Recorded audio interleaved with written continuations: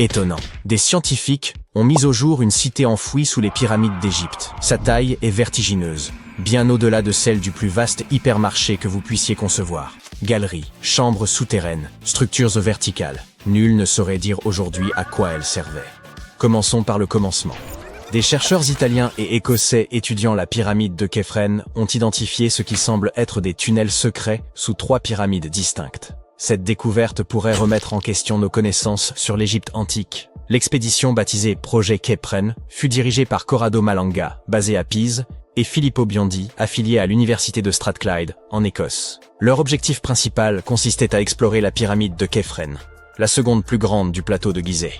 Sous la pyramide de Képhren, les scientifiques ont mis au jour une imposante structure. Serait-ce une ancienne cité souterraine égyptienne? En analysant minutieusement leurs relevés, ils ont conclu que 8 grandes formations verticales, peut-être des puits ou des conduits, se dissimulaient en profondeur. Ces éléments s'étendent sur près de 2000 mètres, l'équivalent de 2 tours Burj Khalifa, et demi-posées à la suite l'une de l'autre. Un indice saisissant de l'ampleur de la découverte. Ces puits descendent également à environ 610 mètres sous terre, ce qui dépasse largement la profondeur des stations de métro les plus profondes au monde, qui excèdent rarement les 120 mètres. De forme cylindrique, ils sont bordés d'escaliers en spirale, évoquant les tours d'un ancien château gothique. Ils mènent à 2 vastes chambres aux contours inhabituels. S'agirait-il de cubes ou de vasques géantes? Chacune semble mesurer plus de 80 mètres de diamètre. Bien que ces structures aient désormais été identifiées, leur fonction première demeure totalement inconnue. Souhaitez-vous une révélation encore plus troublante?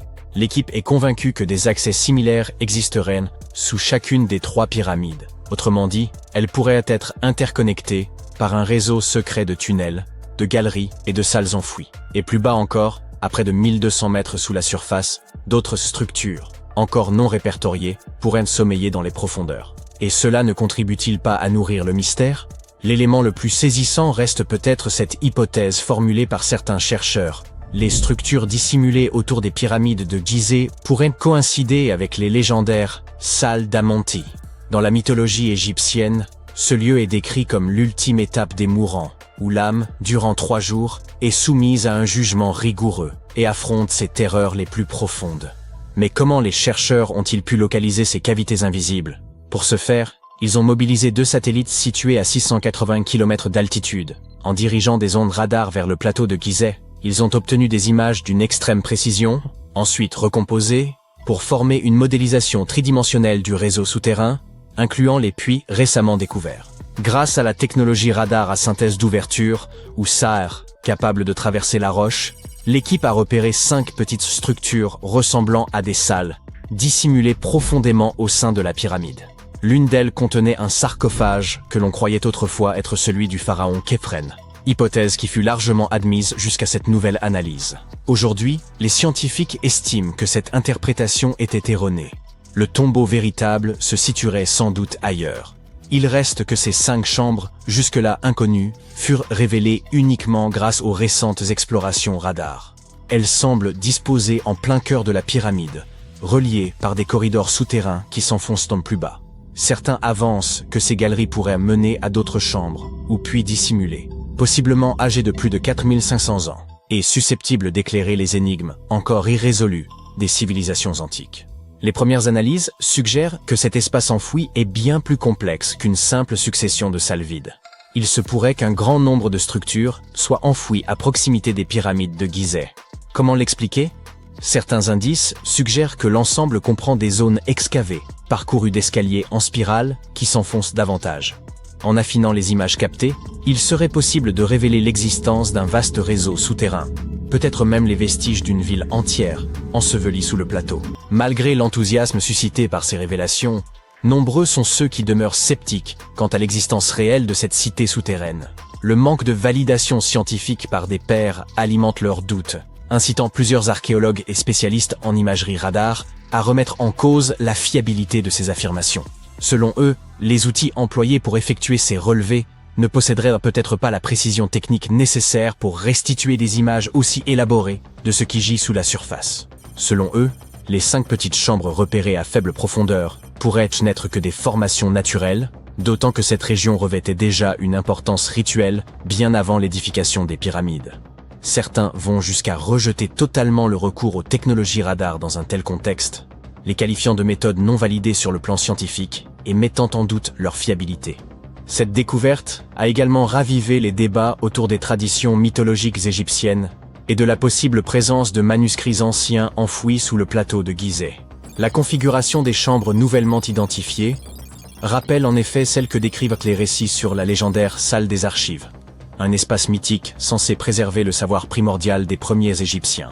Si cela venait à se confirmer, ces découvertes pourraient bouleverser la perception que l'on a de la topographie sacrée de l'Égypte. En outre, l'existence de cette cité perdue sous la pyramide pourrait constituer une preuve tangible de structures souterraines, jusqu'alors insoupçonnées. C'est pour cela que l'équipe du projet Kephren est impatiente d'entamer les fouilles permettant de vérifier ces hypothèses. Toutefois, obtenir l'aval des autorités égyptiennes constitue un processus ardu. Les résultats devront encore passer l'épreuve d'une évaluation par des spécialistes avant d'être validés par le monde académique. D'ailleurs, cette découverte archéologique fait suite à une autre annonce, celle de la mise au jour d'une structure insolite sous la nécropole royale de Gizeh, que certains chercheurs soupçonnent de ne pas être d'origine naturelle. Grâce à des techniques de télédétection, les archéologues ont mis au jour une étrange structure souterraine en forme de L, enfouie dans le cimetière ouest de Gizeh. Cette section est réputée pour renfermer les tombes de membres de la royauté ainsi que de hauts dignitaires. Nombre de ces sépultures sont surmontées de mastabas, des édifices rectangulaires en pierre ou en briques de limon, coiffés d'un toit plat. Or, en plein centre de cette nécropole, subsiste une portion dépourvue de toute structure visible en surface. Pour examiner cette zone encore inexplorée, les chercheurs ont recours à la tomographie de résistivité électrique, ERT, et au radar à pénétration de sol, GPR. L'ERT repose sur l'injection de courant dans le sol et sur la mesure de leur résistance afin de révéler d'éventuelles anomalies. Quant au GPR, il projette des ondes radar dans le sous-sol pour en dessiner les formes selon les échos obtenus. À une profondeur d'environ 2 mètres, les chercheurs ont détecté une anomalie. Elle semblait correspondre à une structure souterraine en L, mesurant au moins 10 mètres de long. D'après les relevés, il est probable que cette structure ait été remplie de sable après son édification. Cette découverte a conduit les chercheurs à envisager plusieurs hypothèses. Il pourrait s'agir d'un mélange de sable et de gravier, ou peut-être d'une cavité d'air. L'anomalie a été classée comme hautement résistive, ce qui suggère une origine non naturelle. Le professeur Motoyuki Sato, auteur principal de l'étude et enseignant à l'université de Tohoku, souligne que la netteté des contours appuie l'idée d'une structure artificielle. Un autre élément intrigant concernant les pyramides antiques d'Égypte tient à l'idée, longtemps admise par les historiens, qu'elles furent érigées au profit de la royauté et des élites, seules à posséder les moyens nécessaires. Or, des fouilles récentes menées sur le site archéologique de Tombos, situé dans l'actuel Soudan, viennent remettre en cause cette théorie. Il se pourrait que les pyramides de Tombos aient accueilli, aux côtés des élites, les dépouilles de travailleurs de rang modeste. Les membres laborieux des sociétés antiques auraient ainsi pu reposer dans certains des monuments les plus visibles, y compris les pyramides elles-mêmes. Implantée sur les rives du Nil dans l'ancienne Nubie, la localité de Tombos fut annexée par l'Égypte aux alentours de 1400 avant notre ère, lors de sa conquête de la région. Le site fut alors établi dans le but de renforcer la domination égyptienne. On y érigea des pyramides, bien plus sobres cependant que les gigantesques édifices de Gizeh. Les chercheurs ont repris l'étude de 110 squelettes humains exhumés à Tombos, initialement examinés en 2012. Ils se sont concentrés sur l'analyse des anthèses, c'est-à-dire les points d'attache des tendons et des ligaments sur les os. Ce type d'examen permet de mettre en évidence l'intensité du travail physique accompli par un individu. Les contraintes mécaniques répétées lors qu'un travail ardu y laissent des marques nettes, sous forme de relief osseux. Certains ossements présentaient peu de modifications au niveau des anthèses, ce qui laisse supposer qu'ils appartenaient à des personnes aisées. En revanche, d'autres montrèrent des transformations plus marquées, trahissant une vie de labeur et un statut social bien plus modeste. Ces résultats pourraient profondément remettre en cause les idées reçues sur les sépultures pyramidales, notamment l'hypothèse selon laquelle seuls les puissants accédaient à ces tombeaux prestigieux. Cette récente étude suggère que des individus d'humbles conditions auraient eux aussi pu se trouver inhumés au sein de ces édifices emblématiques. En 2011, des chercheurs chiliens ont mis au jour en Antarctique un fossile singulier, évoquant un ballon de football écrasé. Pendant près de 10 ans, ce spécimen est resté sans étiquette spécifique, posé sur une étagère du Musée national d'histoire naturelle du Chili. Dans le musée, on l'appelait « La Chose », un surnom inspiré de son apparence digne d'un film de science-fiction. Lorsqu'ils ont finalement pu analyser ce fossile énigmatique, les scientifiques ont découvert qu'il s'agissait en réalité d'un œuf géant à coquille molle, vieux d'environ 66 millions d'années. Cet œuf mesure plus de 28 cm de long pour 18 cm de large. À titre de comparaison, un œuf de poule standard excède à peine 6 cm, tandis qu'un œuf d'autruche avoisine les 15. Ainsi, La Chose s'est vue attribuer le titre de plus grand œuf à coquille molle jamais découvert et de deuxième plus grand œuf animal connu à ce jour. Le seul œuf plus imposant était celui de l'oiseau-éléphant de Madagascar, une espèce disparue qui mesurait 1,5 fois la taille de Michael Jordan, soit 3 mètres. L'oiseau, bien sûr, pas l'œuf. Cet œuf, découvert en Antarctique, est également remarquable car il représente le premier œuf fossile mis au jour dans cette région du globe. La créature qui l'a pondu devait être un reptile marin gigantesque, tel que le mosasaure.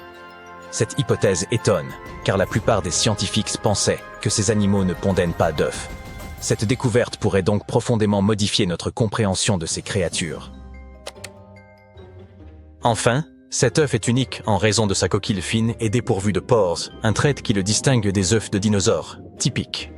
Son apparence rappelle davantage celle des œufs de lézards ou de serpents, bien qu'ils proviennent d'un animal colossal apparenté à ces espèces. Aucun dinosaure ou reptile volant connu de cette époque et de cette région ne semble capable de pondre un œuf aussi énorme.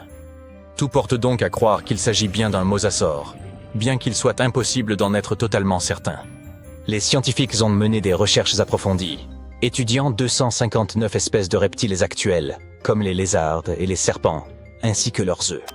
Grâce à ces analyses, ils ont estimé que la créature ayant pondu cet œuf devait mesurer au moins 7 mètres de long, sans inclure la queue, soit un monstre un peu plus grand qu'une girafe adulte. Durant la fin du Crétacé, il y a environ 105 à 66 millions d'années, cette région de l'Antarctique aurait pu servir de pouponnière. Des ossements de jeunes mosasaures et plésiosaures y ont été découverts, aux côtés de ceux d'individus adultes. En Norvège, des archéologues ont réalisé une découverte remarquable en retrouvant des dizaines de flèches, cachées dans la glace depuis près de 6000 ans. Ces flèches, révélées par la fonte d'une vaste plaque glaciaire dans les hautes montagnes, couvraient une superficie équivalente à 45 terrains de football. En 2014 et 2016, lorsque les étés ont été particulièrement chauds, les scientifiques ont exploré cette zone connue sous le nom de Langfon. Ils ont également découvert de nombreux ossements et bois de renne. Certaines flèches étaient intactes, tandis que d'autres étaient fragmentées. 5 pointes de flèches ont aussi été retrouvées autour de la zone en dégel. Ce site a révélé davantage de flèches que tout autre site glaciaire dans le monde.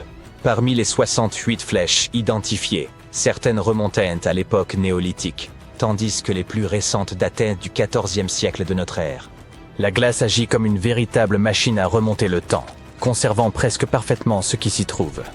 Langfon a acquis sa renommée comme l'un des premiers sites glaciaires jamais étudiés, après qu'un randonneur y a découvert une chaussure en cuir vieille de 3300 ans, non loin du bord. Les scientifiques continuent d'analyser ces lieux pour comprendre leur utilisation par les humains et les changements subis par les plaques glaciaires, de la Norvège à l'Amérique du Nord, au fil des siècles. Il y a environ 32 000 ans, un écureuil a enterré des graines près d'une rivière en Sibérie. Cela évoque-t-il à d'autres des souvenirs de l'âge de glace? Ces graines appartenaient à une plante aux délicates fleurs blanches, la Silène stenophila. Des milliers d'années plus tard, une équipe de chercheurs a retrouvé ces graines profondément enfouies dans le sol gelé, à une profondeur équivalente à celle d'un immeuble de 12 étages. Les graines étaient enfouies dans la glace, entourées d'ossements d'animaux comme des mammouths, des bisons et des rhinocéros laineux. Les graines les plus matures avaient été abîmées, peut-être par l'écureuil lui-même, mais certaines graines plus jeunes conservaient encore des tissus viables. Les scientifiques les ont minutieusement extraites et placées dans de petits récipients pour favoriser leur croissance. Et maintenant, la partie la plus incroyable. Ils ont réussi à faire pousser ces plantes. Leurs fleurs présentaient des formes légèrement différentes de celles de la même espèce qui poussent aujourd'hui. Au bout d'un an, cette plante de l'ère glaciaire a même produit de nouvelles graines. Ces résultats ont conduit les chercheurs à suggérer que le permafrost pourrait servir de réservoir d'un ancien patrimoine génétique, où des espèces disparues pourraient être retrouvées et ramenées à la vie. Des chercheurs, à bord d'un brise-glace en Antarctique, étaient à la recherche de baleines lorsqu'ils ont fait une découverte beaucoup plus surprenante. Une caméra placée derrière le navire, pesant autant qu'une voiture, a capté l'image de 60 millions de nids de poissons des glaces, répartis sur le fond de la mer de Weddell. Les nids, espacés d'environ 25 cm dans toutes les directions, s'étendaient sur une superficie de 240 km², soit légèrement plus que la taille de Washington, D.C. La colonie possédait même une limite bien définie, visible comme une ligne tracée dans le sable. Les scientifiques exploraient cette région pour étudier un site océanique particulier où l'eau était légèrement plus chaude que celle environnante. Dans cette eau réchauffée, ils ont observé de minuscules organismes, appelés zooplanctons, près de la surface. Lorsqu'ils éclosent, les jeunes poissons des glaces nagent vers cette zone pour se nourrir de zooplancton avant de redescendre vers le fond marin pour grandir et, à leur tour, se reproduire. Avec une telle abondance de nourriture, leur présence dans cette eau plus chaude semblait logique.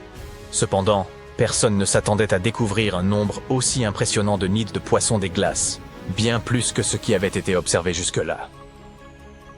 L'Antarctic Heritage Trust de Nouvelle-Zélande a découvert d'anciens négatifs dans une cabane en Antarctique.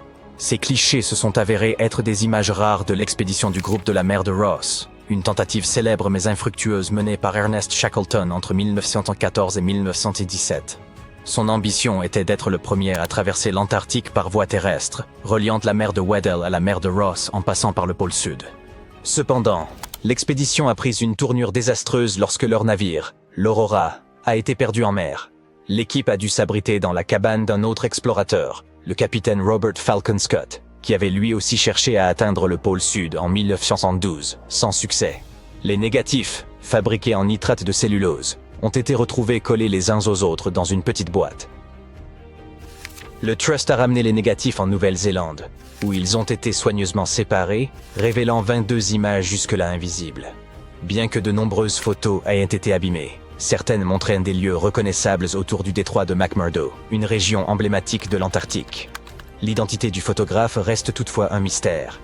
En décembre 2021, des chercheurs ont observé une marque inhabituelle sur la plateforme de glace de Larsen, une immense étendue glacée au large de la côte est de l'Antarctique. Ils ont supposé qu'il s'agissait d'une rivière souterraine et ont foré à près de 500 mètres pour vérifier. Bien qu'ils se soient attendus à trouver de l'eau, ils ont été surpris de découvrir qu'elle abritait de minuscules créatures rapides, appelées amphipodes. Les chercheurs ont également constaté que cette rivière souterraine comportait des courants en couches, se déplaçant dans des directions inattendues et encore mal comprises. Une autre découverte étonnante a marqué leur étude. Le 20 décembre de la même année, un volcan, le Hunga Tonga, est entré en éruption, et les ondes de pression générées par cet événement ont été détectées jusque dans la rivière gelée de l'Antarctique. Cette observation illustre les interconnexions étonnantes qui lient tous les phénomènes de notre planète, même dans les régions les plus reculées. Les chercheurs ont récemment mis au jour une nouvelle statue sur l'île de Pâques, nichée au cœur du cratère d'un ancien volcan. Ils étaient pourtant convaincus d'avoir déjà recensé l'ensemble des Moai, ces emblématiques colosses de pierre.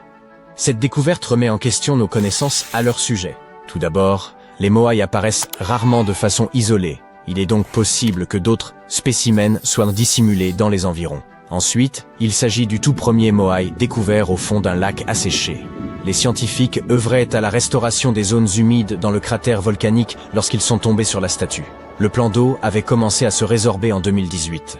Durant 2 à 3 siècles au minimum, le lac présentait une profondeur avoisinant les 3 mètres, ce qui rend toute intervention humaine à son fond hautement improbable. Les experts estiment que les Moai remontent à plus de 5 siècles. Il est donc plausible que le peuple Rapa Nui ait transporté cette statue en ce lieu à une époque où le bassin était complètement asséché. La statue récemment exhumée mesure environ 1,50 m de haut, ce qui demeure modeste comparé à la majorité des sculptures présentes sur l'île. Elle se distingue néanmoins par sa forme complète et ses traits nettement définis. Les chercheurs prévoient d'effectuer une datation au radiocarbone afin d'en préciser l'ancienneté. À la demande des anciens de la communauté Rapa Nui, ils n'envisagent pas de déplacer la statue de son emplacement d'origine. Les statues Moai ont longtemps suscité la perplexité des chercheurs. Si l'on savait qu'elles furent érigées en l'honneur des chefs de l'île, nul n'était en mesure d'expliquer pourquoi ces sites précis avaient été retenus pour leur implantation. La majorité d'entre elles ont été retrouvées sur les rivages de l'île. Des chercheurs de l'université new-yorkaise de Binghamton ont entrepris d'étudier de plus près les emplacements des statues et ont découvert qu'ils étaient liés à la présence d'eau. L'île de Pâques, constituée de sol volcanique poreux, absorbe aisément la pluie. En conséquence, elle ne dispose ni de rivières abondantes ni de sources suffisantes. Il y a plusieurs siècles, les habitants dépendaient de l'écoulement des eaux souterraines pour s'approvisionner en eau potable. L'eau retenue en profondeur dans les strates rocheuses ou sédimentaires, appelées aquifères, finit par remonter jusqu'à la surface. Lorsqu'elle émerge à proximité du littoral, elle se mêle à l'eau salée de la mer, mais le taux de salinité reste suffisamment bas pour que l'eau demeure consommable. Les insulaires la recueillaient directement au point d'émergence. C'est vraisemblablement pour cette raison que les Moai furent édifiés en bord de mer, à proximité immédiate de cette précieuse ressource. Les troncs des statues sont généralement taillés dans du tuf volcanique, extrait d'une carrière locale, située dans un ancien cratère. Si cette roche se prête aisément à la sculpture, elle demeure difficile à transporter. C'est sans doute pour cela que l'on a découvert plus de 300 Moai inachevés dans la carrière même. Les autres sont répartis sur l'île, tournés vers les anciens villages. Les sculpteurs auraient commencé par tailler les statues à plat, allongées sur le dos. Ensuite, ils les détachèrent de la roche, les faisaient glisser en contrebas, puis les redressaient afin d'achever les finitions. Une fois le travail terminé, il ne restait plus qu'à acheminer la statue jusqu'à sa plateforme. Il s'agissait alors de transporter, sans véhicule ni technologie moderne, des statues pesant près de la moitié du poids d'une maison de plain-pied, sur une distance de 5 km. Les insulaires ont dû mettre au point un procédé de transport inédit. Des chercheurs ont tenté de le reproduire, en charriant des répliques de Moai sur des traîneaux de bois. On a supposé que des palmiers avaient pu être employés à cette fin, mais cette hypothèse a été écartée. L'expérience la plus concluante à ce jour consiste à utiliser des cordes pour faire osciller la statue verticalement sur le chemin. Cette théorie semble plausible, car selon les légendes Rapa Nui, les Moai auraient marché depuis la carrière jusqu'à leur emplacement. Bien entendu, il leur fallait des routes adéquates pour acheminer les statues. Au début du XXe siècle, la chercheuse Catherine Routledge a mis au jour un réseau de voies vieilles de 8 siècles, large d'environ 5 mètres, rayonnant depuis la carrière. Selon elle, ces chemins répondaient davantage à une fonction rituelle qu'à un usage purement pratique. Comme elle n'était pas encore une figure reconnue de la science, sa théorie fut largement négligée. Plusieurs décennies plus tard, Thor Heyerdahl, aventurier et archéologue norvégien de renom, publia une hypothèse selon laquelle ces routes servaient exclusivement au transport des Moai. Certaines statues auraient, selon lui, été abandonnées en chemin sans explication évidente. Cependant, en 2010, des chercheurs ont révélé que les Moai parvenaient bien à leur emplacement final, car ils étaient installés sur des plateformes dissimulées. Le sol des routes, en forme de U, ne facilitait guère le déplacement de statues aussi massives. Aujourd'hui encore, on peut observer quelques kilomètres de ces voies, visibles depuis l'espace. On croyait autrefois que les Rapa Nui avaient détruit leur propre habitat, précipitant l'effondrement de leur civilisation. Mais une étude récente, fondée sur l'analyse par télédétection et l'intelligence artificielle, affirme au contraire que la population est demeurée stable et modérée au fil des siècles. Les insulaires auraient en effet su s'adapter aux contraintes de leur environnement, maintenant une démographie équilibrée. Parmi les indices appuyant cette vision, d'ingénieux jardins de pierre, témoignage d'une agriculture maîtrisée. Rapa Nui, aussi appelée l'île de Pâques, est l'un des lieux habités les plus reculés du globe. Baignée par le Pacifique, elle se situe à plus de 3500 km du Chili central et à plus de 4000 km de la Polynésie française. D'une superficie de 163 km², elle est constituée exclusivement de roches volcaniques. Ces volcans étant éteints depuis longtemps, le sol a perdu la plupart des éléments fertiles jadis apportés par les coulées de lave. Le climat y est également plus aride que sur les îles tropicales, et ces fonds marins profonds compliquaient la pêche, faute de récifs ou de lagons peu profonds. Pour subsister, les Rapa Nui ont donc mis au point une technique agricole ingénieuse, le jardinage lithique. Ils dispersaient des pierres de tailles diverses sur le sol, pour y cultiver notamment le taro et la patate douce. Les roches servaient à protéger les plantes des vents violents et de l'air salin, tout en régulant la température du sol. Elles relâchaient aussi lentement des minéraux, enrichissant progressivement le sol. Quelques habitants utilisent encore de tels potagers, bien que leur rendement soit très modeste. Des méthodes semblables ont été employées dans des régions peu hospitalières, comme la Nouvelle-Zélande, les Canaries ou le sud-ouest des États-Unis. Tandis que les chercheurs élucident les mystères de l'île de Pâques, celle-ci leur livre de nouvelles clés sur le fonctionnement du manteau terrestre. Longtemps, on a cru que ce dernier se déplaçait lentement, tel un tapis roulant, emportant les plaques tectoniques. Or, une récente étude menée par des géologues cubains, colombiens et néerlandais remet cette hypothèse en cause. Ils ont eu recours à la datation par zircon, une méthode analysant de minuscules cristaux formés lors du refroidissement du magma. Ces zircons contiennent de l'uranium qui, avec le temps, se transforme en plomb. En mesurant cette évolution, les scientifiques ont été en mesure de dater les cristaux et ont été stupéfaits de découvrir que certains étaient anciens de près de 165 millions d'années. L'île pourtant n'a que 2,5 millions d'années. Les chercheurs en ont conclu que ces zircons provenaient du manteau profond, remontés à la surface par du magma lors d'anciennes éruptions.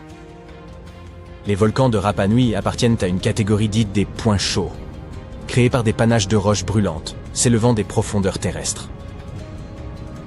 En principe, ces panaches demeurent stationnaires pendant que la croûte terrestre glisse au-dessus, engendrant des chaînes volcaniques comme celle d'Hawaï. Mais la présence de ces zircons anciens sur une île récente suggère une dynamique plus complexe en profondeur. Il y a 165 millions d'années, un vaste plateau volcanique occupait l'actuelle position de Rapa Nui.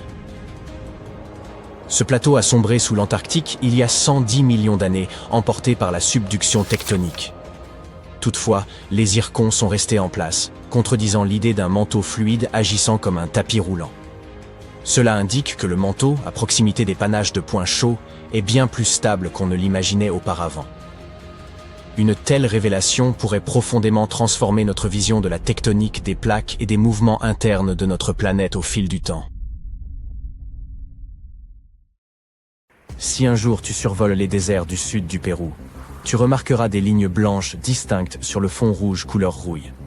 En y regardant de plus près, tu verras des formes claires, des lignes droites, des rectangles, des triangles, des spirales. On dirait qu'il s'agit de parties d'immenses dessins. Tu remarques un singe, une baleine, un condor, un colibri, etc. Les lignes ont été créées il y a plus de 2000 ans par les habitants de la culture Nazca. Grâce au climat sec et au vent fort du désert, la plupart des lignes de Nazca sont encore visibles aujourd'hui. Pour les créer, les Nazca ont enlevé la couche supérieure de cailloux et ont ainsi révélé le sol sous-jacent. La couleur du sol varie du brun rougeâtre au gris jaunâtre, de sorte que les lignes ont toujours un aspect différent. Il semble que les créateurs des lignes aient commencé par des modèles à petite échelle et qu'ils aient augmenté les proportions pour créer des dessins à grande échelle. Depuis leur découverte dans les années 1920, les scientifiques tentent de déchiffrer la signification des lignes de Nazca. Mais la première référence à ces lignes est en fait bien plus ancienne, puisqu'elles figurent dans la chronique du Pérou du XVIe siècle, où elles sont décrites comme des balises dans le désert. Étant donné qu'il est impossible d'étudier les lignes et leur symbolisme depuis le sol, elles ne sont devenues mondialement connues que dans les années 1930, avec l'avènement des avions commerciaux. 10 ans plus tard, le professeur américain Paul Kosok, qui effectuait des recherches sur les lignes, a remarqué une chose intéressante. Lorsqu'il a levé les yeux de la ligne, celle-ci pointait directement vers le soleil couchant. Cela s'est produit un jour après le solstice d'hiver, et le scientifique en a conclu que les lignes devaient être le plus grand livre d'astronomie du monde. La scientifique allemande Maria Reich, surnommée la Dame des lignes, a soutenu la théorie selon laquelle les géoglyphes servaient de calendrier et avaient une fonction astronomique. Elle a consacré 40 ans de sa vie à l'étude des lignes et les a balayées centimètre par centimètre. Elle s'est également installée dans une petite maison à proximité des lignes pour les protéger des visiteurs indésirables. Puis, dans les années 1970, des chercheurs américains ont remis en question la théorie liée à l'astronomie. Ils ont remarqué que dans une région comme Nazca, l'un des endroits les plus secs de la planète avec seulement 20 minutes de pluie par an, l'eau est un véritable trésor. Et les lignes droites et les trapèzes doivent y être pour quelque chose. Ils pourraient indiquer les lieux où se déroulaient les rituels organisés par la population locale pour obtenir de l'eau et rendre les cultures plus fertiles. Les images d'animaux dans la région des Andes sont également liées à l'eau. Les araignées sont considérées comme un signe de pluie. Les colibris représentent la fertilité et les singes vivant en Amazonie symbolisent l'abondance de l'eau. Ces dernières années, les lignes de Nazca sont devenues le terrain de recherche d'archéologues de l'université de Yamagata. Ils utilisent des photographies aériennes à haute résolution et des drones pour découvrir et cataloguer les géoglyphes. L'équipe a identifié un total de 358 géoglyphes à ce jour, dont 168 rien qu'en 2022. Ils ont trouvé des images d'humains, de camélidés, d'oiseaux, d'orques, de chats et de serpents, probablement créées entre 100 avant notre ère et 300 de notre ère. Certaines de ces images mesurent entre 3 et 6 mètres de long. Il n'est donc pas étonnant que personne n'ait pu les détecter auparavant. À titre de comparaison, les plus grands géoglyphes mesurent 365 mètres de diamètre, soit environ la hauteur de l'Empire State Building.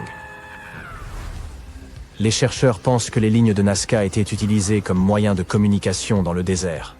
Les lignes linéaires indiquaient la direction à suivre d'une vallée à l'autre. Les lignes tracées sur les pentes semblent avoir été tracées le long d'anciens chemins entre les villages. Les scientifiques envisagent maintenant de trouver des modèles dans les géoglyphes en fonction de leur distribution. Ils utilisent l'intelligence artificielle pour analyser les images. L'IA génère des dessins susceptibles d'être peints dans le désert, et l'équipe vérifie ensuite s'ils font effectivement partie des lignes de Nazca. Un autre géoglyphe péruvien célèbre est un candélabre légèrement plus haut que le Washington Monument, 182 mètres. Il se trouve sur une colline en bord de mer dans la péninsule de Paracas. Les chercheurs ont réussi à déterminer l'âge approximatif du candélabre en analysant les objets trouvés à proximité. Il semblerait dater d'environ 200 ans avant notre ère. Le dessin est gravé profondément dans le sable. Il n'a jamais été conçu pour ressembler à un candélabre. Selon une théorie, le dessin devait ressembler au trident d'une divinité inca pour lui plaire. Une autre théorie populaire veut que les marins l'aient utilisé comme balise de navigation. L'Effigy Mounds National Monument, situé sur le fleuve Mississippi, compte 195 tumulus amérindiens connus. La plupart d'entre eux sont de forme conique, et plusieurs ont l'apparence d'oiseaux, de cerfs, de tortues, d'ours et de panthères. Les scientifiques ont établi que les monticules datent d'environ 450 avant notre ère, et que les images sont un peu plus jeunes. Une étude des monticules a révélé la présence d'outils en cuivre, en os et en pierre. Les descendants des bâtisseurs affirment que les monticules servaient de sites cérémoniels. Cette histoire est transmise de génération en génération. Certains historiens pensent que les tumulus auraient également pu servir à marquer des événements célestes ou des territoires. Le sud-ouest américain et les régions voisines du Mexique comptent plus de 300 Untalayos, qui sont des images géantes gravées dans le sol. Les plus célèbres d'entre eux sont les Untalayos de Blythe, en Californie, à l'ouest du fleuve Colorado. Les géants de Blythe sont un groupe de 6 figures, dont celle d'un être humain et d'un animal. Les scientifiques pensent que ces images ont entre 450 et 2000 ans. Selon la tribu locale Mojave, il y a une image de Mustamo, le créateur de la vie. La figure animale représente un lion de montagne qui lui servait d'aide. La plus grande figure est presque aussi haute que la tour penchée de Pise, 50 mètres. Les créateurs des Intailles ont dû gratter la roche sombre du désert jusqu'à ce que la terre plus claire apparaisse. Il est pratiquement impossible de les remarquer depuis le sol. C'est pourquoi ils n'ont été découverts que dans les années 1930, lorsqu'un pilote qui les survolait a accidentellement regardé vers le bas. La meilleure façon de voir les géants reste encore l'hélicoptère. Le Kazakhstan peut s'enorgueillir d'avoir ses propres lignes de Nazca, un ensemble d'environ 260 travaux de terrassement dans le nord du pays. Les géoglyphes des steppes présentent une grande variété de formes géométriques, notamment des carrés, des croix, des cercles et un motif à 3 branches. Les créateurs de ces images ont utilisé des matériaux tels que de la terre, des roches et du bois pour les construire à partir du sol. C'est un économiste local qui a repéré les géoglyphes pour la première fois en 2007, alors qu'il naviguait sur Google Earth. Les archéologues supposent que les structures remontent à 8000 ans. Mais ils ne savent toujours pas qui les a construites ni pourquoi. Selon une théorie, les lignes permettaient de suivre le mouvement du Soleil.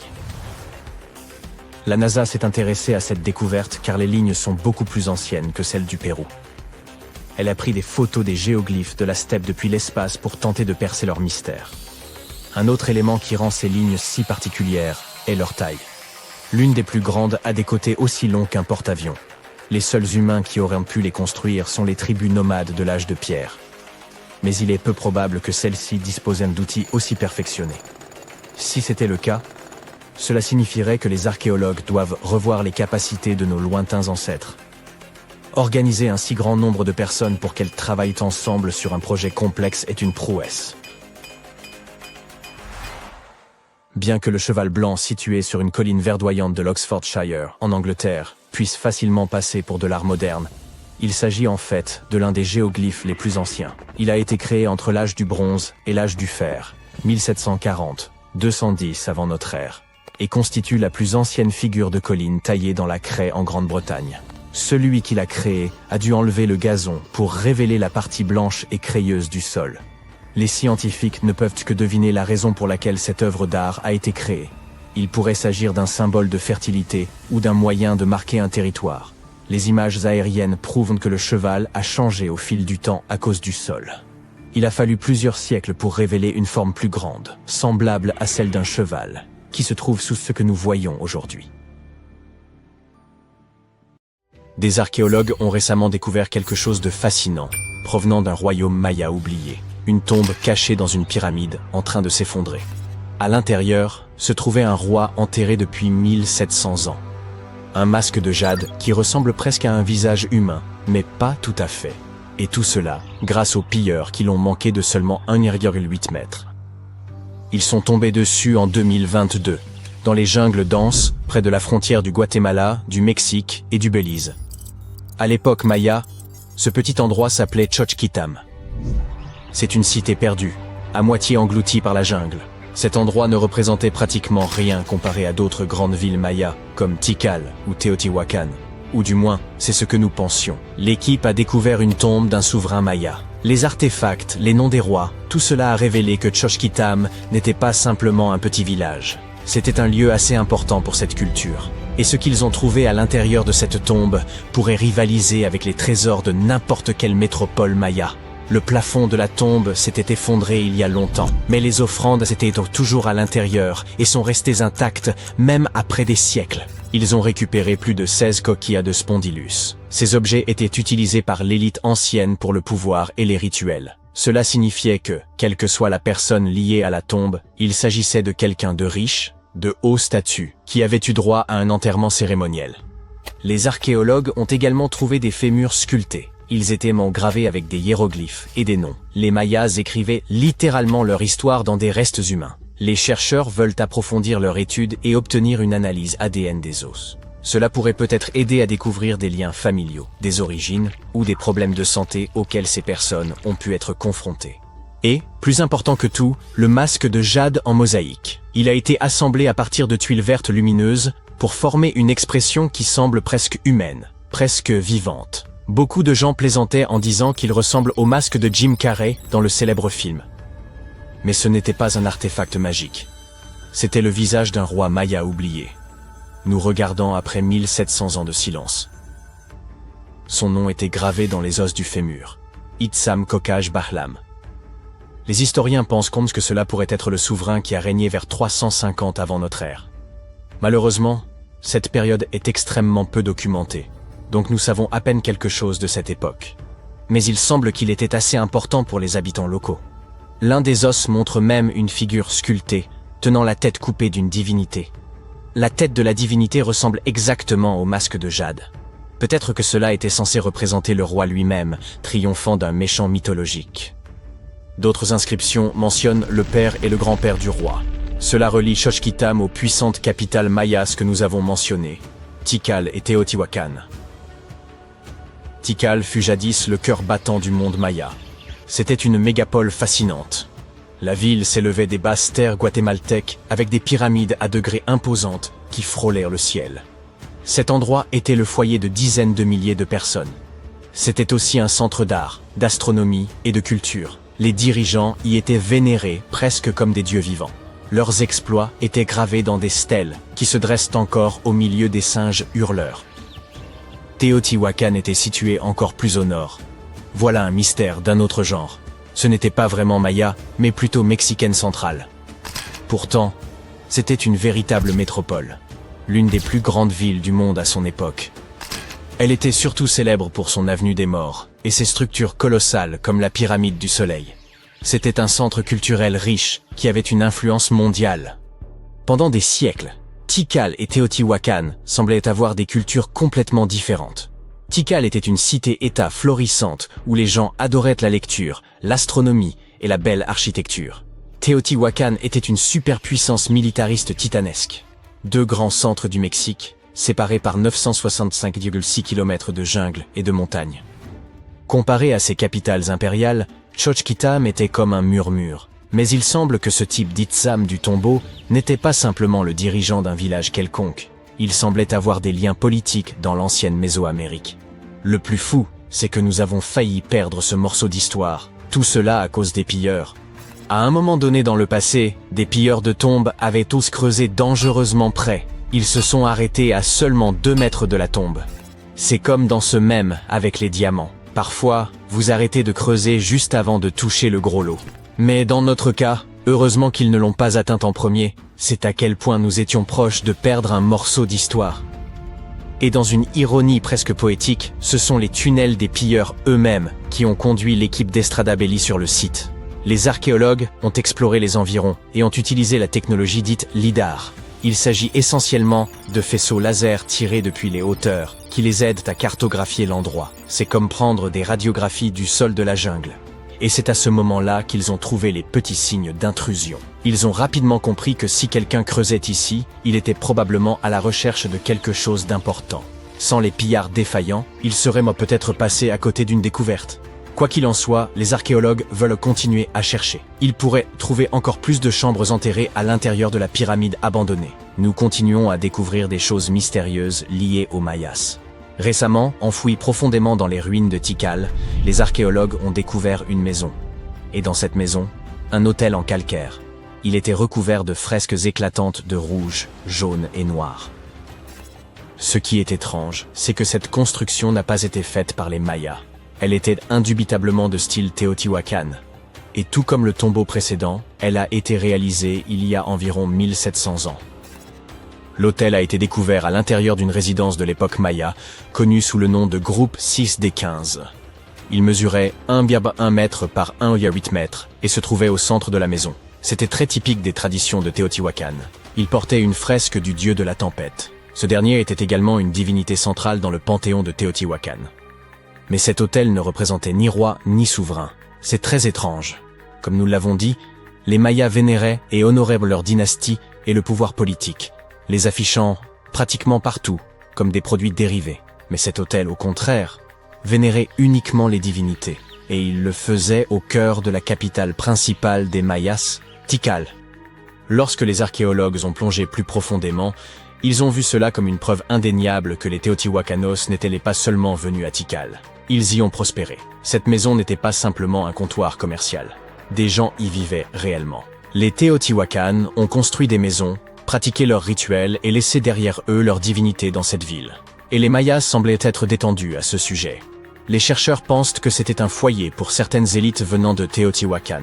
Ou peut-être appartenait-il à des Mayas qui pratiquèrent la culture Teotihuacan et la respectaient profondément. Mais cela pourrait être quelque chose de plus sombre qu'un simple multiculturalisme amical. Les deux villes n'étaient pas en excellents termes. Il y avait une certaine tension, peut-être même de la surveillance. La maison et l'hôtel ont probablement été construits autour de 300 à 400 avant notre ère. C'était une période où Tikal gagnait en puissance. Cela a peut-être attiré l'attention du puissant empire au nord. C'est presque comme si les Mayas avaient provoqué la bête. Entre 400 et 450 avant notre ère, cette attention pouvait être devenue quelque chose de sinistre. L'hôtel pourrait avoir été en réalité le symbole de la domination. Les Mayas de Tikal avaient-ils véritablement accueilli leurs invités, ou bien étaient-ils venus ici pour commencer, sans détour, à construire des hôtels étrangers dans des espaces sacrés? Teotihuacan a-t-elle utilisé cela comme une sorte d'invasion douce? Dans ce cas, il serait logique que les Mayas détruisent cet endroit ou le vandalisent d'une manière ou d'une autre. Les Mayas enterraient régulièrement leurs bâtiments et reconstruisèrent par-dessus. Mais, pour une raison inconnue, cet hôtel est resté intact. Les Mayas l'ont trouvé et l'ont enterré avec les bâtiments environnants tels qu'ils étaient. Pas de vandalisme, pas de destruction, pas même de reconstruction. on dirait qu'ils avaient des sentiments complexes à l'égard des Téotihuacans. C'était une époque où les cultures s'affrontaient, fusionnaient, se chevauchaient et se surveillaient peut-être les unes les autres. Peut-être qu'un jour, nous en apprendrons davantage sur ce qui s'est réellement passé entre ces civilisations anciennes. Lorsque vous évoquez vos projets de voyage à Tristan da Cunha, il est fort probable que vos amis ignorent totalement l'emplacement de cette île lointaine. Rien d'étonnant à cela. Tristan da Cunha est reconnu comme l'archipel habité le plus reculé de la planète. La terre peuplée la plus proche, Sainte-Hélène, se trouve à environ 2400 km. L'île de Tristan da Cunha ne compte actuellement que 229 habitants. Dans une communauté aussi restreinte, chacun est soit le cousin, soit l'oncle, ou peut-être simplement l'ami de quelqu'un. Mais une chose est certaine, tout le monde se connaît. Il n'y a pas plus de 10 noms de famille sur l'île, correspondant à seulement 10 lignées différentes. Rejoindre cette île relève d'une véritable épopée. Aucun aéroport n'y est présent, rendant le voyage exclusivement maritime. En règle générale, il faut prévoir une traversée de plusieurs jours depuis l'Afrique du Sud. L'île est régulièrement desservie par seulement 3 navires, effectuant ensemble moins d'une douzaine de voyages par an. Certaines compagnies de croisière l'intègrent à leurs itinéraires, mais il est essentiel d'organiser votre séjour à l'avance, en raison du nombre restreint de places disponibles sur les bateaux au départ du Cap. De plus, une autorisation préalable de débarquement est obligatoire. Bien que l'île ne dispose pas d'hôtels classiques, plusieurs maisons d'hôtes sont à votre disposition, et il est même possible de loger chez l'habitant. Les locaux vous offriront un hébergement confortable, 3 repas quotidiens et des services de blanchisserie. À noter que 88% des frais versés reviennent directement à la famille insulaire, tandis que seuls 12% sont perçus sous forme de taxes. Par ailleurs, le coût de l'hébergement est étonnamment accessible. En 2024, il s'élevait à environ 30 livres pour une pension complète. En effet, l'île utilise la livre sterling, étant un territoire britannique d'outre-mer, mais elle dispose également d'une monnaie locale, la livre de Sainte-Hélène, équivalente à la livre sterling. Incidemment, cela ne fait qu'environ 80 ans que l'île a commencé à utiliser de l'argent liquide. En 1942, la base navale a introduit le paiement des salaires en espèces, permettant aux habitants de Tristan de passer d'une économie de troc à un système monétaire. Ce changement leur a également offert la possibilité de réaliser leurs premiers achats en argent comptant. À titre de conseil, préparez tout ce dont vous pourriez avoir besoin avant de partir, car vous ne trouverez certainement pas d'hypermarché sur place. Pour être clair, il y a bien une supérette, mais elle ne ressemble guère aux interminables rayons débordant de gigantesques pots de mayonnaise dont vous avez peut-être l'habitude. Le magasin de Tristan da Cunha, souvent désigné comme le supermarché, n'a ni vitrines en verre ni publicité flamboyante. Pour être franc, il évoque davantage une grange abandonnée vue de l'extérieur. Mais en dépit de son apparence modeste, il joue un rôle essentiel en offrant des produits de première nécessité pour compléter les denrées locales. Les résidents doivent commander leurs articles des mois à l'avance, ceci arrivant avec les rares navires. Ce magasin est ouvert du lundi au vendredi. Les habitants cultivent encore aujourd'hui leurs propres légumes et élèvent du bétail. Le supermarché est devenu une ressource indispensable pour des produits tels que la farine, le sucre ou encore des denrées d'épicerie variées, y compris du pain surgelé et des produits typiques des supermarchés britanniques ou sud-africains. Bien que l'économie de l'île repose principalement sur la pêche, en particulier celle des langoustes, les insulaires demeurent largement autosuffisants. Dirigeons-nous maintenant vers une autre destination tout aussi ardue à atteindre, mais cette fois, le défi est encore plus grand. Il s'agit de l'infâme Hypoxia City, surnom donné à l'endroit où l'oxygène est le plus rare sur Terre. Bien entendu, ce n'est qu'un sobriquet. Son véritable nom est la Rinconada, située au Pérou. Pour atteindre la Rinconada, il faut gravir plus de 5 km dans les montagnes, ce qui n'a rien d'étonnant pour la ville la plus haute du monde. Malgré son accès difficile, elle accueille une population bien plus importante que Tristan da Cunha, entre 30 000 et 50 000 habitants. Alors que l'île isolée évoque une certaine quiétude idyllique, la cité péruvienne de la Rinconada présente une toute autre réalité. Le paysage urbain se compose essentiellement d'habitations basses, avec des services de base largement insuffisants. La Rinconada n'a ni approvisionnement fiable en eau courante, ni système d'assainissement. L'absence de collecte des déchets oblige les résidents à les brûler ou à les enterrer eux-mêmes. Jusqu'au début des années 2000, la Rinconada ne bénéficiait pas d'accès à l'électricité. La plupart des biens, y compris les denrées alimentaires essentielles, doivent être acheminés de l'extérieur. Bien qu'elle ait été à l'origine une ville minière, Elle offre aujourd'hui une diversité d'activités économiques. Certains s'orientent vers le commerce, que ce soit de la nourriture, des vêtements ou d'autres biens. Tandis que d'autres proposent des services variés, voire des toilettes publiques. D'un point de vue architectural, la Rinconada a très peu à offrir. Le paysage est dominé par des cabanes précaires en tôle ondulée, souvent instables et rongées par la rouille. Ce choix de matériaux repose avant tout sur des considérations pratiques. Ces tôles métalliques sont légères et faciles à transporter jusqu'aux glaciers par les mineurs.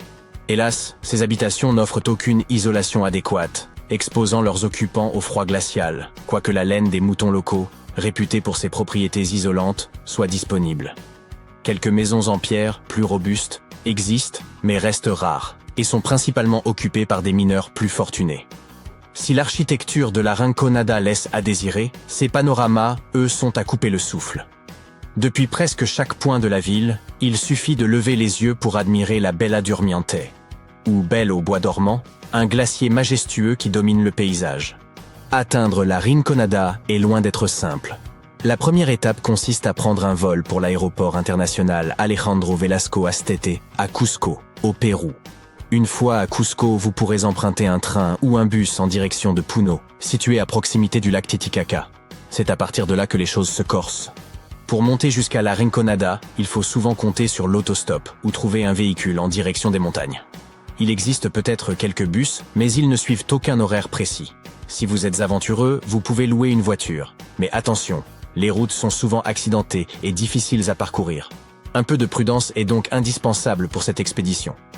Contrairement à Tristan da Cunha, qui a adopté l'argent liquide dans les années 40, la Rinconada s'appuie peu sur la monnaie. Son économie repose presque exclusivement sur les mines d'or, qui sont non surveillées, non réglementées et souvent très dangereuses. Les mineurs travaillent selon un système de cacoreo. Pendant 30 jours, ils extraient le minerai sans être payés. Puis, le 31e jour, ils peuvent emporter tout le minerai qu'ils peuvent charrier en guise d'unique rémunération. La Rinconada ne dispose pas de banque, mais plusieurs agences de transfert d'argent permettent aux mineurs d'envoyer de l'argent à leur famille.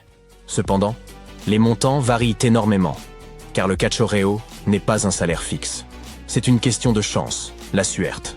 Notre prochaine destination est le Svalbard, une terre qui pourrait paraître inhospitalière en raison de son climat rigoureux. Pourtant, ses habitants accueillent tout le monde avec chaleur et sans formalité. Aucun visa n'est nécessaire pour visiter ou même travailler sur place. Situé aux confins du monde, Svalbard séduit par son charme unique et solitaire. La capitale, Longyearbyen, héberge une communauté remarquablement variée, avec plus de 50 nationalités représentées parmi ses 2400 habitants. Et il n'est pas rare de croiser un ours polaire qui s'aventure parfois en ville. Les espaces de vie sont réduits, il n'y a qu'un seul supermarché, et les rues, numérotées plutôt que nommées, contribuent au charme singulier de la ville. Longyearbyen dispose également d'un centre universitaire accueillant environ 300 étudiants. Fait surprenant, tous doivent apprendre à manier des armes à feu, une mesure de sécurité indispensable dans la nature sauvage environnante. Fondée initialement comme ville minière, à l'instar de la Rinconada, Longyearbyen s'est désormais tournée majoritairement vers le tourisme. Pourtant, une coutume originale de l'époque minière persiste. Visiteurs et habitants retirent leurs chaussures en entrant dans les hôtels et les restaurants, une habitude destinée à préserver les lieux de la poussière de charbon. Notre dernière destination aujourd'hui est l'île Palmerston, un atoll corallien reculé des îles Cook, situé à environ 470 km au nord-ouest de Rarotonga. Le célèbre explorateur James Cook y a accosté le 16 juin 1774. À une époque où l'île était inhabitée, bien que des tombes anciennes y aient été découvertes. Aujourd'hui, l'île compte une petite communauté de seulement 25 habitants, descendants pour la plupart de William Masters, un marin anglais du 19e siècle. Arrivé en 1863 avec 2 épouses polynésiennes, il en a ensuite pris une 3e et a eu 23 enfants. La pêche constitue le pilier de l'économie locale, évoquant un mode de vie de subsistance en raison de l'isolement de l'île. Malgré cela, les habitants disposent de commodités modernes et de services de communication. Et, bien que l'île ne possède pas d'aéroport, des cargos y font escale à intervalles réguliers. Les scientifiques ont enfin élucidé le mystère du monstre du Loch Ness. Prêt pour un scoop, il ne s'agit pas d'un véritable monstre. Peut-être un dinosaure ayant traversé les âges, ou simplement un amas de débris flottant sur l'eau. Grâce aux nombreuses découvertes au sujet de cet être énigmatique, nous disposons d'éléments probants pour vous raconter une toute autre histoire. En 1933, George Spicer et son épouse circulaient en voiture le long des rives du Loch Ness lorsqu'ils ont aperçu une silhouette imposante, dotée d'un long cou, traversant la route. L'apparition évoquait une créature tout droit sortie de la préhistoire, une bête à l'allure reptilienne, différente de tout ce qu'ils avaient pu voir jusqu'alors. Cet événement marqua le début de la propagation fulgurante des théories sur l'existence du monstre du Loch Ness. L'une des observations les plus célèbres du monstre du Loch Ness eut lieu un an plus tard, en 1934, lorsqu'un homme saisit un cliché devenu emblématique de Nessie, le surnom qui lui fut attribué, un monstre femelle. Quoi qu'il en soit, cette photo, baptisée Surgeon's Photograph, montrait une silhouette au cou élancé émergeant de l'eau. Pendant des décennies, elle servit de preuve à ceux qui croyaient dur comme fer à la réalité du monstre. Mais bien des années plus tard, la supercherie fut dévoilée.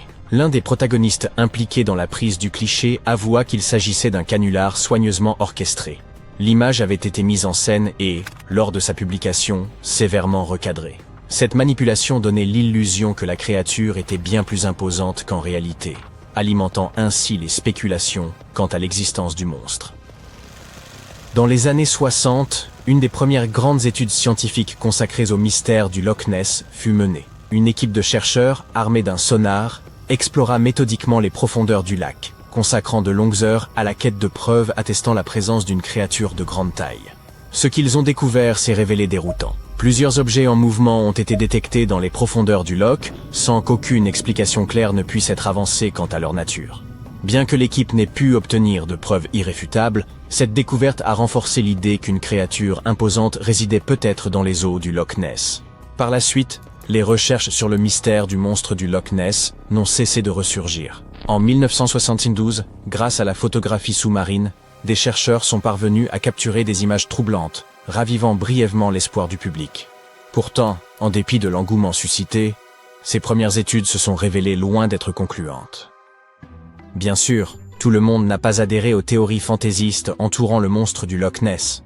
Un professeur de zoologie de l'université d'Oxford a ainsi affirmé que l'existence de cette créature relevait de l'impossibilité biologique. Tiens, mon pédiatre disait la même chose de moi. Quoi qu'il en soit, il souligne qu'aucun reste squelettique n'a jamais été découvert dans la région. De surcroît, aucun pêcheur n'a jamais capturé dans ses filets un animal pouvant correspondre à la description du monstre. À ses yeux, tout cela démontre que la légende ne repose sur rien de tangible. Quant aux célèbres photographies censées prouver l'existence du monstre, leur explication est, selon lui, des plus prosaïques. Il avance que ces clichés ne montrent rien d'autre que des débris flottants ou des oiseaux, tels que les cormorans, dont le long cou et la position basse sur l'eau peuvent aisément prêter à confusion. Face aux objections, il invoque les biais psychologiques humains et souligne notre tendance à surestimer la taille des objets, en particulier lorsqu'on ne les aperçoit qu'un bref instant. Ce phénomène s'amplifie encore lorsque l'observateur est animé par le désir de voir ce qu'il espère. Un grand nombre de ces prétendus clichés montrent un animal doté d'un long cou et d'une petite tête, ce qui a amené certains à penser qu'ils étaient en présence d'un plésiosaure, un reptile marin géant ayant vécu il y a 215 millions d'années, avant de disparaître en même temps que les dinosaures. L'hypothèse selon laquelle un plésiosaure aurait survécu jusqu'à aujourd'hui circule depuis les premières observations du monstre. Pourtant, ce chercheur rejette catégoriquement cette idée. Il rappelle qu'aucun fossile de plésiosaure postérieur à 66 millions d'années n'a été découvert dans la région. En somme, l'existence d'une créature préhistorique tapie dans les eaux du Loch Ness ne repose sur aucun fondement scientifique. Une autre théorie, cette fois-ci défendue par un naturaliste britannique ayant consacré plus de 50 ans à l'étude du phénomène, adopte une approche moins spectaculaire. D'après lui, la plupart des témoignages rapportant la présence d'une créature au long cou ne seraient que de simples erreurs d'identification d'animaux bien plus ordinaires. Il suggère que les témoins pensent voir un serpent de mer. Des récits mentionnant l'apparition du monstre du Loch Ness existent depuis le VIe siècle, bien avant l'invention du whisky écossais et de bien d'autres explications. Les premiers récits décrivent à fois de grandes créatures dotées de corps allongés, rappelant ceux des serpents et arborant plusieurs bosses. Certains affirment même qu'elles atteignaient à la taille d'un bateau, tandis que d'autres, jurent avoir aperçu une silhouette nager dans les eaux. Bon nombre de ces observations de serpents de mer pourraient en réalité être des malentendus ou des exagérations liées à la faune commune du loch, comme de gros poissons ou même des oiseaux.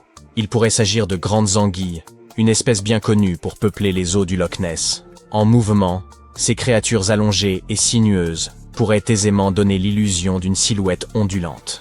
Observées de loin, en particulier dans des conditions de faible luminosité ou par temps brumeux, elles ont pu être confondues avec quelque chose de bien plus énigmatique.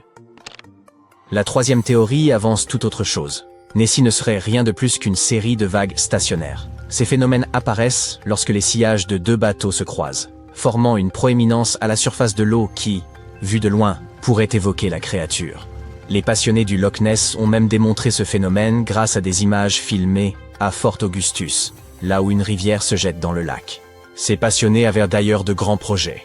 Ils comptaient utiliser des drones équipés de caméras infrarouges et de microphones sous-marins pour explorer les profondeurs du loch.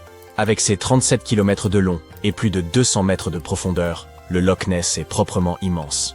Ils étaient pas persuadés que ces technologies mettraient un terme au débat. Pourtant, malgré tous leurs efforts, Nessie demeure introuvable.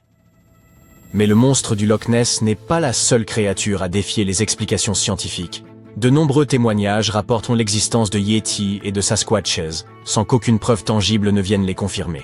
Certains ont même réalisé des films dans l'espoir de percer leur mystère. Toutefois, selon les recherches les plus récentes, il est peu probable que des preuves tangibles de leur existence soient jamais découvertes. La science affirme pouvoir expliquer ces observations de Sasquatch. Et voici comment.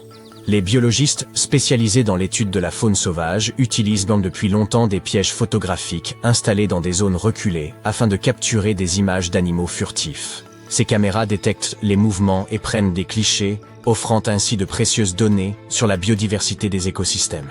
À mesure que les pièges photographiques accumulent des clichés, la diversité des espèces recensées s'élargit. Toutefois, au bout d'un certain temps, ce chiffre atteint un plafond, indiquant qu'aucune nouvelle espèce n'est détectée.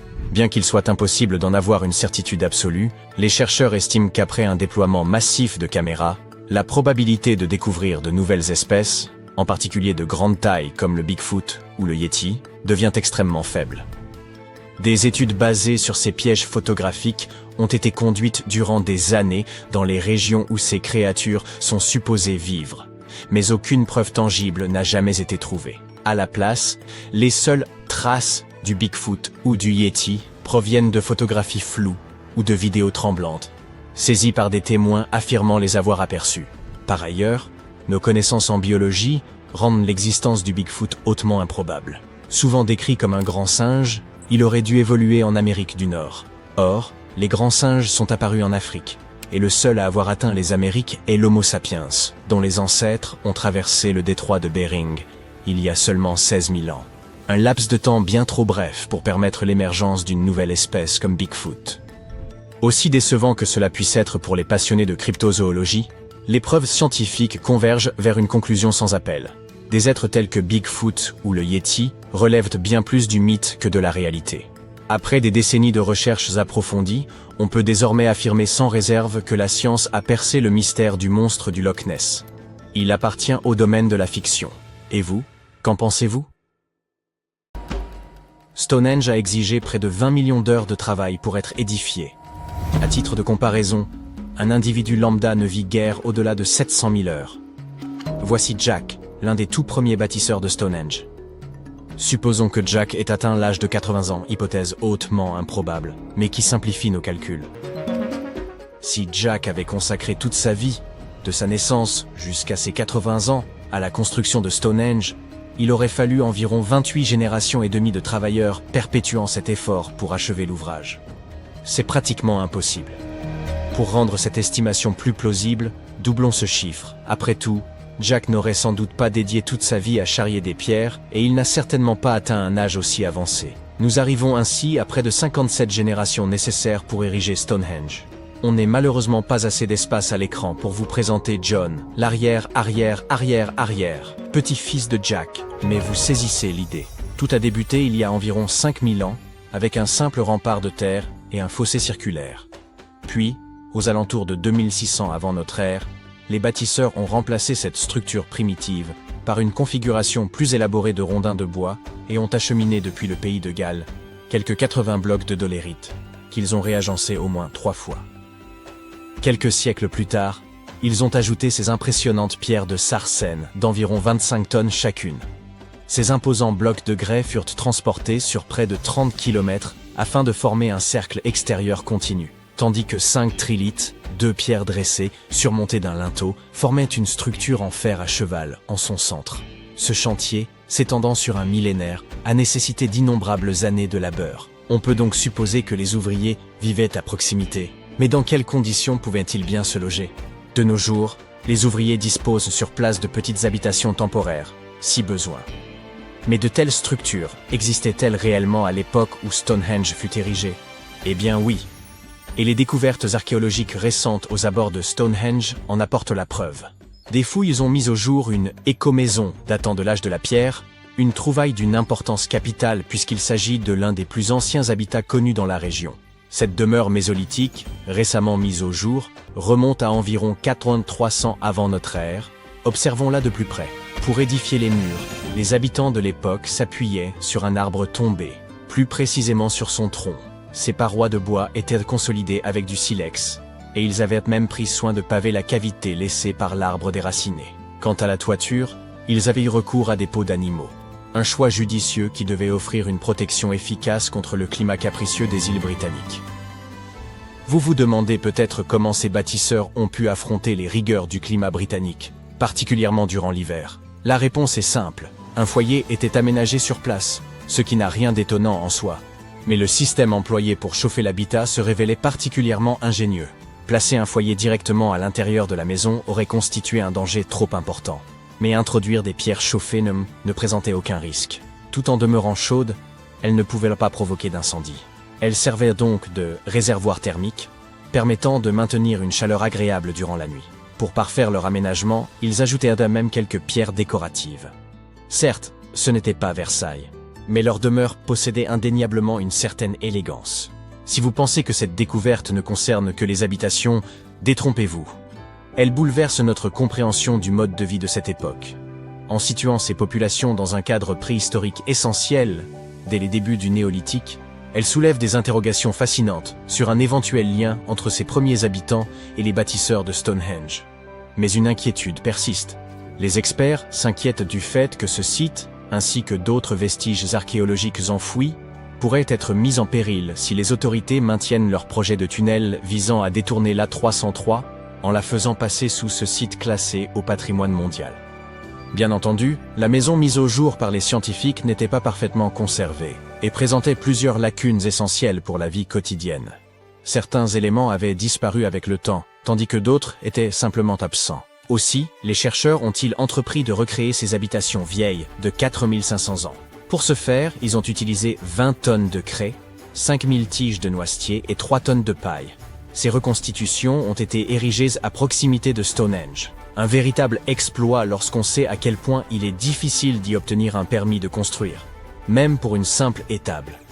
Alors, à quoi ressemblent ces maisons? Tout d'abord, il y en a 4, toutes de forme ovale. Elles reposent sur les fondations de véritables habitations qui se dressaient à cet endroit il y a environ 4500 ans, soit précisément à l'époque où l'éco-maison de Stonehenge était en construction. Les habitations sont de taille modeste, se limitant à une seule pièce. Déterminer leurs dimensions s'est révélé relativement simple, puisque la taille du toit et la hauteur des murs pouvaient être estimées à partir des fondations. Chaque côté mesure environ 5 mètres. Cependant, la structure exacte de la toiture demeure une énigme.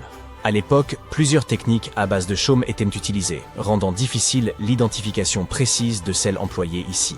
Pour l'instant, l'hypothèse la plus probable est celle d'une toiture en paille nouée ou attachée, solidement fixée à un cadre en noisetier tressé. Lorsque le foyer est allumé, la fumée s'élève naturellement à travers le chaume. Les 20 tonnes de craie ont servi à recouvrir les sols et les murs. Cette surface blanche réfléchit la lumière du soleil et retient la chaleur du feu. Toutefois, un problème inattendu est apparu. Le sol, saturé d'eau, en a considérablement retardé le séchage. Alors que la craie aurait dû durcir en quelques jours, certaines parties du sol sont restées collantes durant des semaines, un peu comme du chewing-gum. Il ne fait aucun doute que les bâtisseurs d'il y a 4500 ans ont dû affronter des difficultés similaires, ce qui permet d'apprécier à sa juste valeur le labeur qu'exigeait la construction de ces habitations. Pour obtenir une finition lisse et presque brillante, la dernière couche d'enduit a été appliquée avec des chiffons, conférant au mur une apparence étonnamment raffinée. L'intérieur est aménagé avec des lits et des étagères en bois et en osier, ainsi que des pots d'argile, le tout organisé autour d'un foyer accueillant. Le tout donne une impression d'espace et baigne dans une lumière naturelle qui traverse le toit de chaume avant de se réfléchir sur les murs blancs. Le mobilier tressé, quant à lui, apporte une touche d'authenticité. Des feux ont été allumés pour y préparer un premier repas. Du pain confectionné à partir de farine moulue sur une meule de pierre, juste à côté du foyer. Ceux qui l'ont goûté ont été agréablement surpris par sa saveur. Légère déception. Ceux qui ont recréé ces habitations ont un peu triché. Certes, les matériaux sont fidèles à ceux d'origine, mais les outils utilisés ne le sont pas. Ils ont eu recours à des bétonnières pour mélanger le torchis, des brouettes pour transporter le bois, et des haches en acier pour fendre les bûches près de l'âtre, plutôt que des outils de pierre. Il faut toutefois rappeler que ces constructeurs ne sont pas des experts, mais des bénévoles. Dans ces conditions, une petite entorse aux techniques d'antan semble tout à fait pardonnable. D'ailleurs, d'autres volontaires présents sur le site sont ravis de partager leurs connaissances sur les tâches quotidiennes des bâtisseurs de Stonehenge, qu'il s'agisse de moudre le grain ou de tresser des cordes en jonc. Mais ces cahutes ne sont pas les seules découvertes notables de la région de Stonehenge. Il y a quelques années, des archéologues ont mis au jour un site funéraire qui précède même la construction du célèbre monument. Ce long tumulus néolithique, daté d'environ 5600 à 5700 ans, aurait accueilli les dépouilles de certains des premiers habitants de Grande-Bretagne. Son existence a été révélée par des images aériennes montrant son empreinte caractéristique sous les cultures. La plaine de Salisbury regorge d'anciens vestiges, comprenant Stonehenge, divers tumulus et autres monuments. Épargnée par les bouleversements au fil des siècles, elle a su préserver une quantité remarquable de structures préhistoriques. Cette découverte illustre par ailleurs une transition majeure dans le mode de vie humain, marquant le passage du nomadisme à une sédentarisation fondée sur l'agriculture et l'élevage. Un mode de vie qui fait écho à celui reconstitué dans l'écomaison.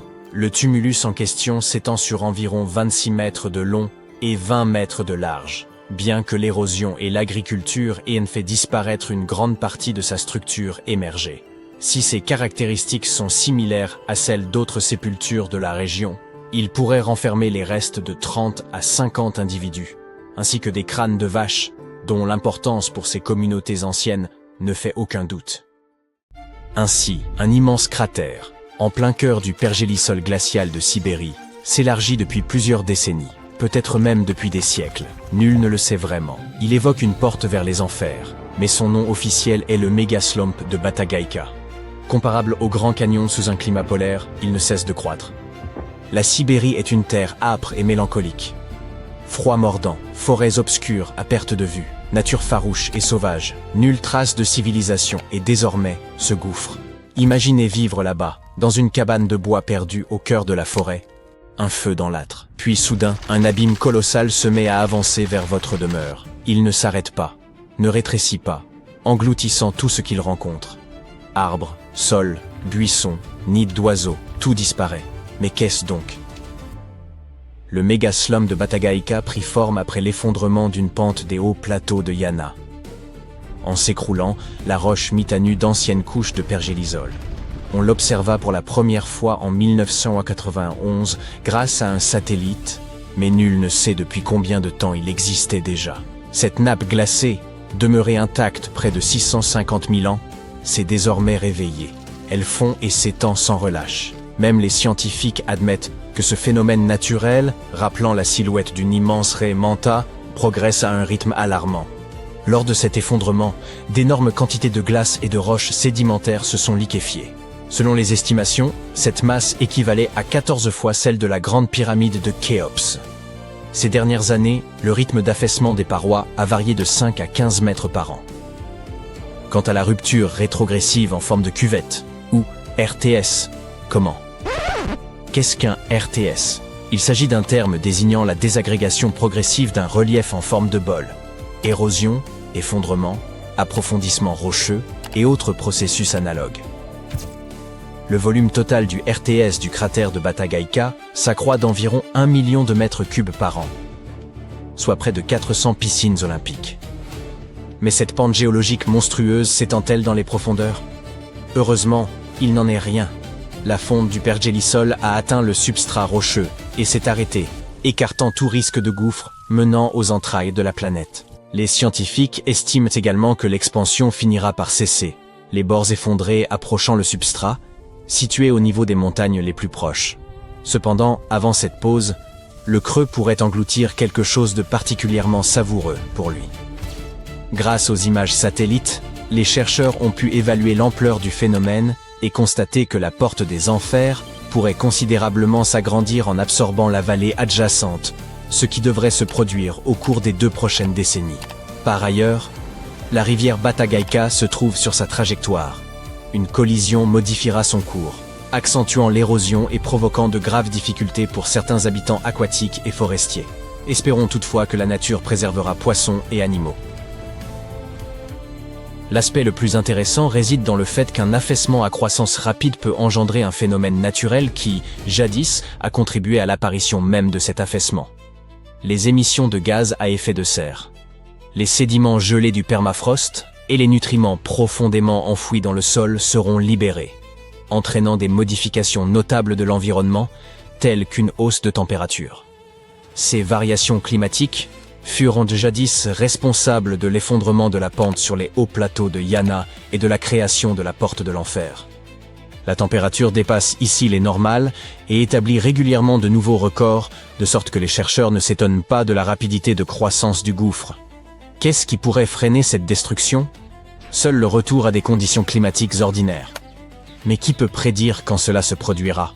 Quoi qu'il en soit, il est heureux que ce cratère se développe loin de toute zone habitée. Imaginez un instant qu'un tel effondrement se dirige vers une grande ville. Les habitants seraient impuissants et forcés à évacuer d'urgence, et nous assisterions alors en direct, depuis un hélicoptère, à la chute des gratte-ciel sombrant dans cet abîme. Ah, au fait, nul besoin de faire appel à votre imagination pour ce cas. Un phénomène analogue se manifeste en Californie. Mais, au lieu d'un affaissement colossal, il s'agit du geyser de Niland, une flaque de boue mouvante ou geyser en déplacement, unique au monde. Contrairement au méga slump de Batagaika, cette masse de boue n'est pas très vaste et son expansion reste limitée. Cependant, elle se comporte de manière bien plus étrange. En mouvement constant, personne ne peut la stopper. Cette flaque s'est formée en 1953, à environ 8 km au nord-ouest de Niland, dans le comté d'Imperial, en Californie. Chaudron de boue typique au départ, elle est restée inerte un temps avant de se décider, en 2007, à ignorer les lois géologiques et à se déplacer vers l'ouest, bien que la date exacte demeure incertaine. Au début, la flaque prenait son temps et se déplaçait très lentement. Mais en avril 2018, sa vitesse augmenta considérablement. Elle avait déjà parcouru 85 mètres depuis son lieu de formation, soit environ 3,5 fois la longueur d'un court de tennis. Comment se déplace-t-elle ainsi et pourquoi nul ne parvient à l'arrêter? Les gens ont pourtant tenté d'agir. Lorsque la flaque commença à s'approcher du chemin de fer de l'Union Pacifique, les ingénieurs édifièrent un mur de 24 mètres de profondeur. Et pourtant, la Terre en mouvement s'infiltra sous cette barrière et réapparut de l'autre côté. Mais quelle est sa nature, sa trajectoire et son origine?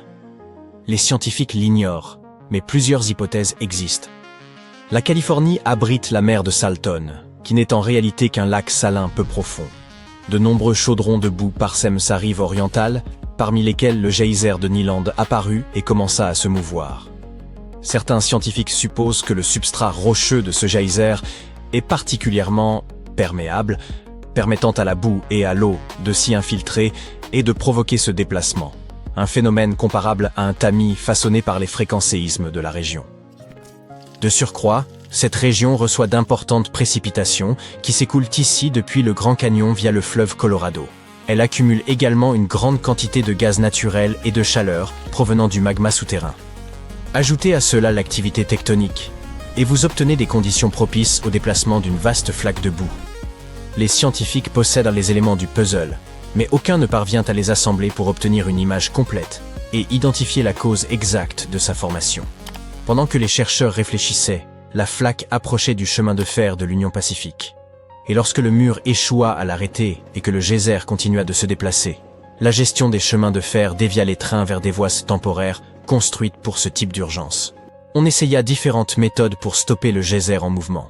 Pompage de l'eau, saupoudrage de terre sur ses bords, réduction de la pression et bien d'autres techniques, mais toutes échouèrent. En août 2019, la flaque devint une menace directe pour la Highway 111. Le département des transports de l'État dut fermer la route et aménager une déviation, contraignant les automobilistes à un détour d'1h30 le long de la rive ouest de la mer de Salton. Aujourd'hui, la flaque a ralenti, mais tous attendent avec impatience de voir la suite. Qui l'eût cru? Vaisseaux spatiaux venus d'autres galaxies, météorites, apocalypses zombies, cataclysmes mondiaux. Tant de menaces imaginées pour l'humanité se révèlent que finalement moins redoutables qu'une simple flaque de boue mouvante. Pourtant, cela n'inquiète guère les habitants. Géologues, ingénieurs et bâtisseurs contemplent ce miracle de la nature avec émerveillement, tout en restant impuissants face à son inexorable progression. Mais si l'on y réfléchit, il serait sans doute possible d'agir.